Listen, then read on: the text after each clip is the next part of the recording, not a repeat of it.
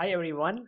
On one of the days, we had a world-class player Anna Muzychuk on ChessBase India, and the first position when she came, we gave her this one. It's in fact from her own game.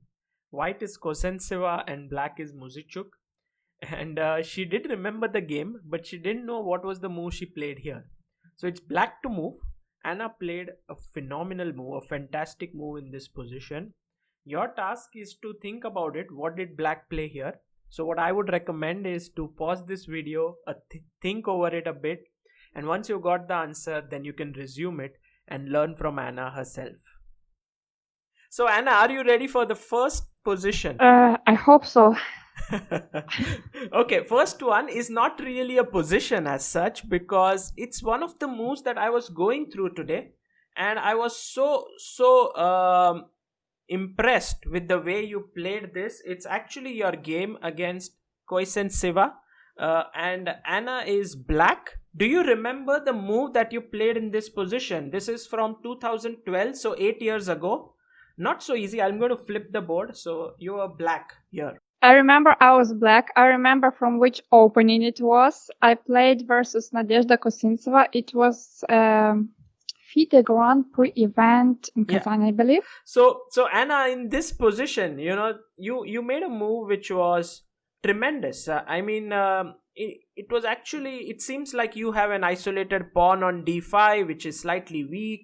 But here you found a weakness in white's position and you actually attacked it very nicely. Thank you, Sagar.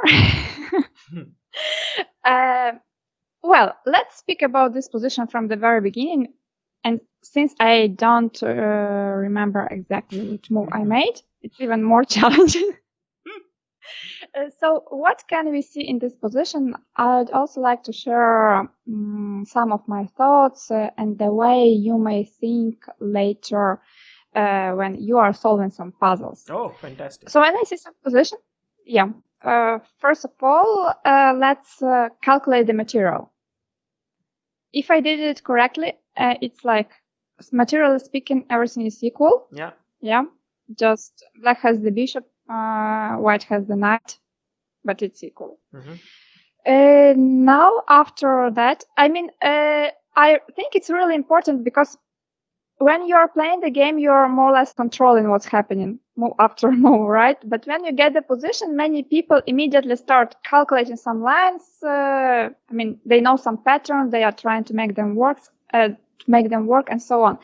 But somehow, let's try to control the position first of all. So I always start with calculating the material.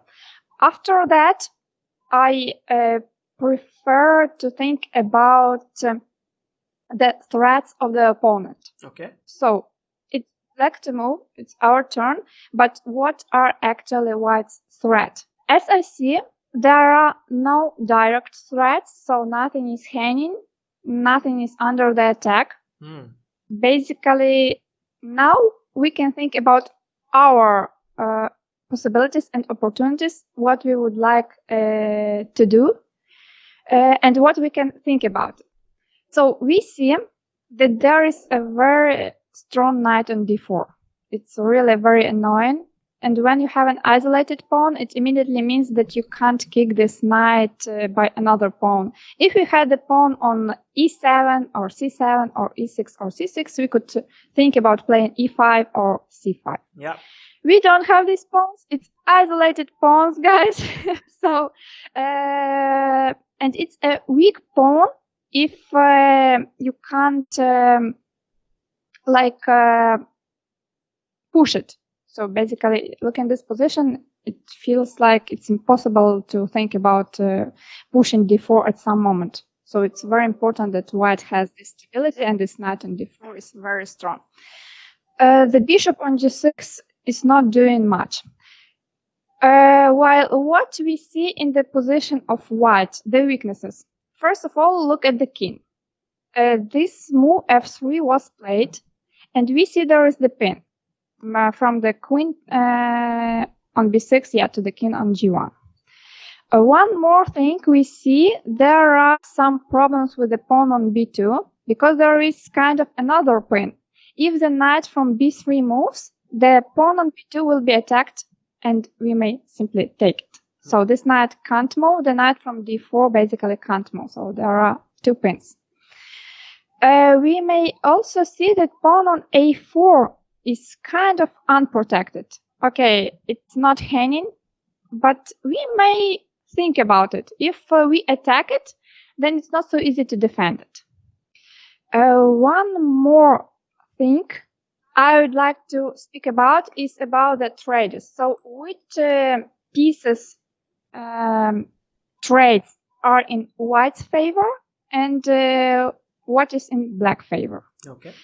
White's dream in this position will be to get an endgame where they have the knight on d4, where the versus the bishop on g6. It's like it will be fantastic, because the knight on d4 will be very strong. The bishop on g6 will do nothing. Then the king will come closer to the center. The pawn on d5 will be even weaker.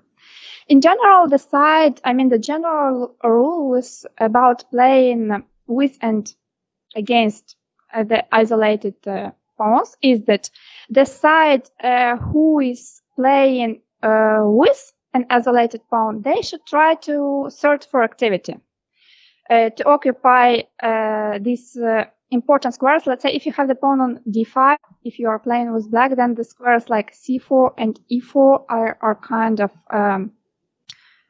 vulnerable in white on white side. Right.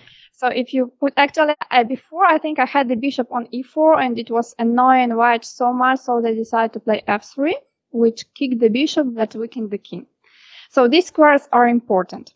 So one more thing, if you get this position from the opening and you still have dark squared bishops on the board, let's say usually black has the bishop on d6, they think about trying to create some attack with playing something like bringing the queen to h4 or bishop b8, queen c7 or queen d6 also causes white some trouble. So these are the basic ideas. The plan for white is to trade the rooks, the queens, and one pair of knight. So basically, if white could play something like rook e8, and rook e1 immediately and trade the rooks, that could be good. The problem is that if we trade the rooks, then let's say let's make some h5 or some random move just to explain the idea. So rook e8, rook e1. If we just trade the rooks with no problem, that could be in white's favor. Here the problem is that the pawn on b2 is hanging, so we can take on e1 and take on b2 after that. Yeah. But as you said, the main idea for white is to exchange everything and keep this knight versus this bishop. Yeah, all right. So basically, some long-term plan can be something like to play, for example, rook f2. Maybe you can even move this from something like, just to explain. Let's say, I don't know, king h7. Just to make some moves. Sure. So queen king g8. It's just random moves, but I'm explaining white's idea, yeah? And now white takes on e8. And play rook e2. Nice.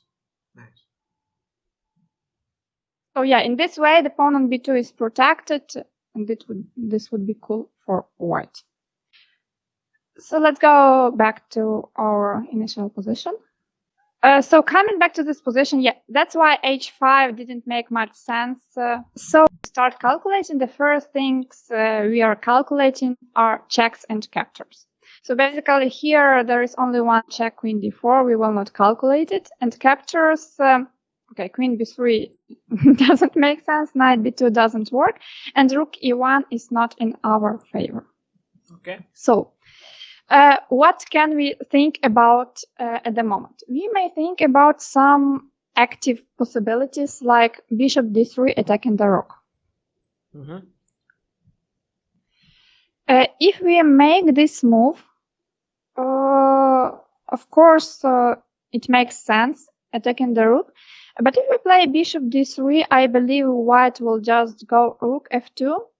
And this bishop on d3, it will not be causing too much troubles for white. I don't see how to continue. Right. While after, for example, queen d1, it will be the move which white will want to do, shown in the plan we discussed before. Yeah. So I don't think bishop d3 is the best option. One more move I am thinking about is playing knight e5, threatening playing knight d3. Yeah. And forking the queen and the rook. That also makes some sense. But even if I play knight e5, and even if I manage to place the knight on d3, white will take on e8, as it will be the check. And then rook e8, and let's say just play queen d2. And once again, what have we achieved? Perhaps not so much. Yeah, good. Thank you, Sakar, for helping. Now we had the knight on c4, which was stable. The knight on d3, well, it's very active. But you may see that if white, for example, plays f4, f5 in the next moves, this knight may be even trapped. Right. That's why I don't like this move that much either.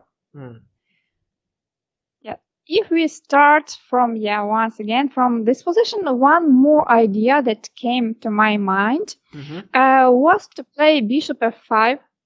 And I'm not sure, but maybe this is the move I played. This is the move that you played. But why? Why is this move? I mean, okay, first of all, we understand that the bishop is not hanging because it's pinned. But why would someone just put the bishop on f5? Yeah, placing the bishop on f5 because it's not about placing the bishop on f5. But the idea is to play bishop d7 on the next move and attack the a4 pawn. If you remember, in the very beginning, we were pointing this a4 pawn, which was it wasn't attacked, so there were no problems with that. But when I saw the position, I kind of saw that if we attack this pawn, it will be really difficult for white to defend it. For example, after bishop d7, if let's say white makes some move, I don't know, king h1, bishop d7, if I understand correctly, the only possibility to defend the pawn on a4 is to play queen a1. Yeah, and it's horrible, to put the queen here. Or it's placing the queen on a1 means that something is wrong with the white's position. Absolutely. Not always, but usually you try to keep your queen closer to the center. That's why if we make moving white's queen to a1, it will be a huge progress. That's why this idea of transferring the bishop to d7 came to my mind. And that's the way I came to it. So I am glad I made the move. It made me realize I didn't start to play wars after 8 years. And I was imagining that you would remember this position and you would say in an instant, oh, I played bishop f5 here. But what was really nice to see is that you didn't remember the position. So you kind of recreated your thinking. You slowed down for the viewers. You are like, let me break it down. And you came to this move by actually pinpointing that the pawn on a4 is a weakness. And you brought your bishop from g6 all the way to d7. What a nice explanation. So, as you may see, I played a5 before, and white decided to play a4 because if black played a4 themselves, then the knight on b3 will be in troubles. Yeah. So I kind of forced white to play a4 and then attack this pawn, and eventually won this game. Yeah, I'll just show the viewers many moves. How the game ended. She went bishop h5, opponent took rook e1, she took queen a1, and now bishop d7. And as Anna pointed out, the only way to defend this pawn is actually to go queen a1. and this is actually a poor square for the queen, and she now is planning to infiltrate with her own queen. Very beautiful play, I think. Amazing. Thank you. Thanks for these nice memories.